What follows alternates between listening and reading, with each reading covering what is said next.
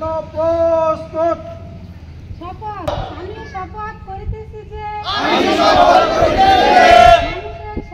মানুষের সেবায় সর্বদা নিজেকে নিয়োজিত রাখিব। দেশের প্রতি অনুগত থাকিব। দেশের একতা ও সংহতি বজায় রাখিবার জন্য সর্বদা সচেষ্ট থাকিব। হে মহান সৃষ্টিকর্তা, আমাকে শক্তি দিন। আমি যেন বাংলাদেশের সেবা করিতে পারি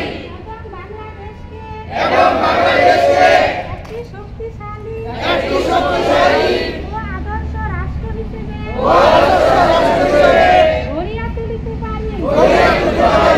আমিন। ভিডিওটি ভালো লাগলে ইন্সট্রাক্টর আব্দুর রাজ্জাক চ্যানেলটি সাবস্ক্রাইব করুন এবং বেল বাটনটি চাপুন। লাইক, কমেন্ট ও শেয়ার করে অন্যদের দেখার সুযোগ করে দিন।